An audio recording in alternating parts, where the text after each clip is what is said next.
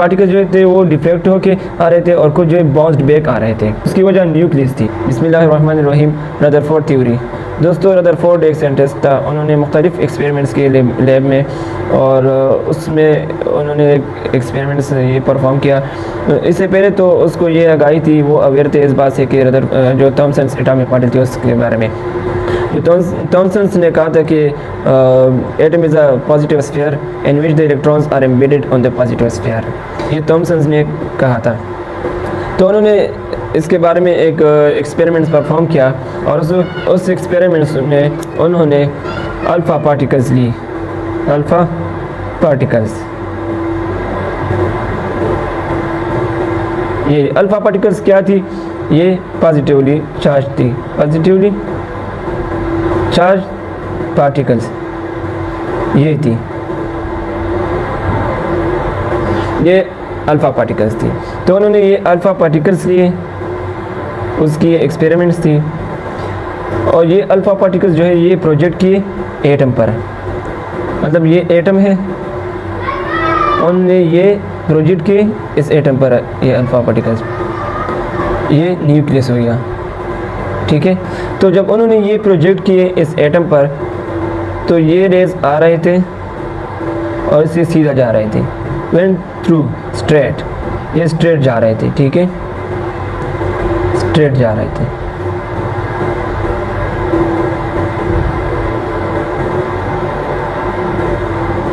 ये स्ट्रेट जा रहे थे।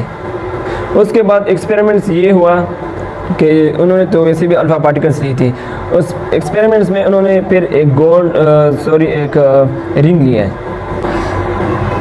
और उस रिंग में जो है, इस रिंग में उन्होंने एक गोल्ड फॉइल लिया, ठीक है, गोल्ड फॉइल, ये गोल्ड फॉइल थी,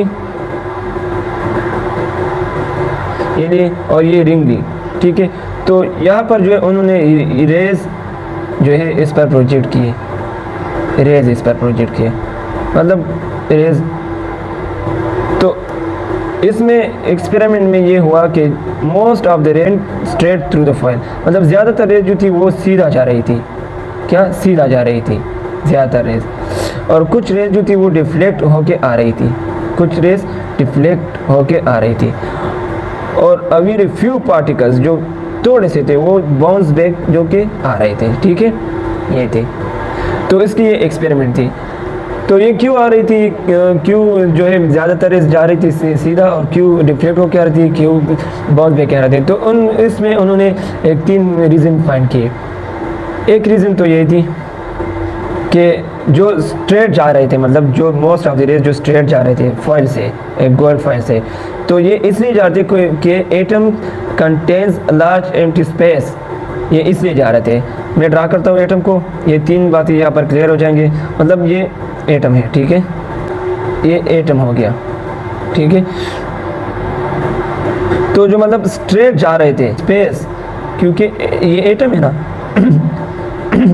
तो इसमें तो बहुत ज़्यादा एम्प्टी स्पेस उन्होंने फाइंड किया, इसलिए ये सीधा जा रहे थे इस गोल्ड फॉइल से, ठीक है। एक बात ये क्लियर हुई। दूसरी बात उन्होंने ये कही, जो रेज डिफ्लेक्ट होके आ रहे थे उसकी वजह ये थी कि मतलब ये भी पॉजिटिव है और अल्फ़ा पार्टिकल्स भी पॉजिटिव है, ठीक है, ये भी पॉजिटिव है। तो ये इसलिए आ रहे थे क्योंकि पॉजिटिव और positive like charge repels and unlike charge attracts, ये आप लोगों को पता है ना। तो ये भी पॉजिटिव है, ये भी पॉजिटिव है। तो इसके साइड से जो रेज टकरा रहे थे तो ये डिफ्लेक्ट होके आ रहे थे, ठीक है, ये डिफ्लेक्ट होके आ रहे थे। और जो बाउंस बैक आ रहे थे, bounce back a few particles, इतने ही थे फ्यू पार्टिकल्स, ये इसलिए आ रहे थे क्योंकि ये भी पॉजिटिव है और ये भी पॉजिटिव है। तो ये सीधा सीधा जो है लाइक चार्ज रिपेल्स, मतलब ये अट्रैक्ट नहीं करते, रिपेल्स करते, तो इसलिए ये आ रहे थे। तो ये 3 बातें यहाँ पर उन्होंने कही और इंशाल्लाह आप लोगों को क्लियर होगी। तो एक बात ये थी कि एटम, एक बात तो ये थी, दूसरी ये थी कि न्यूक्लियस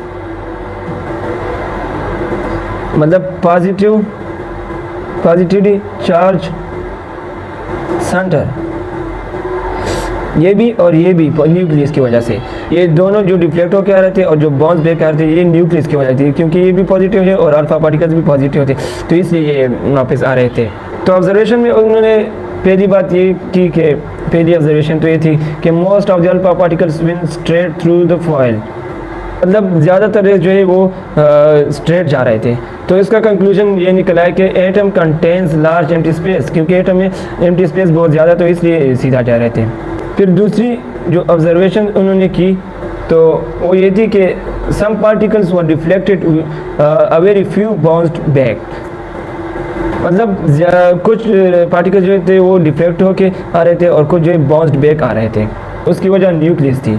क्या? न्यूक्लियस। न्यूक्लियस को हम क्या कहते हैं? पॉजिटिवली।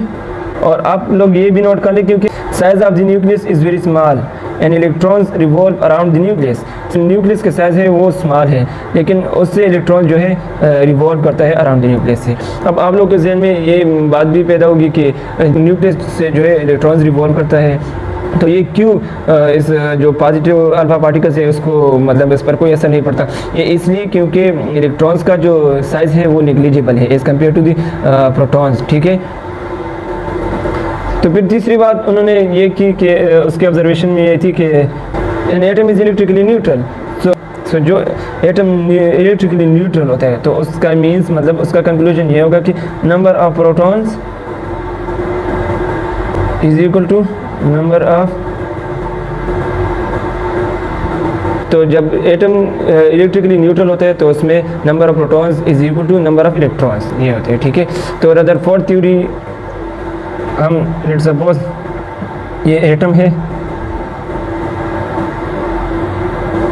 उसमें ये न्यूक्लियस है, प्रोटॉन्स इसमें, तो ये इलेक्ट्रॉन्स इससे रिवॉल्व करता है अराउंड द न्यूक्लियस। ठीक है। तो ये न्यूक्लियस हो गया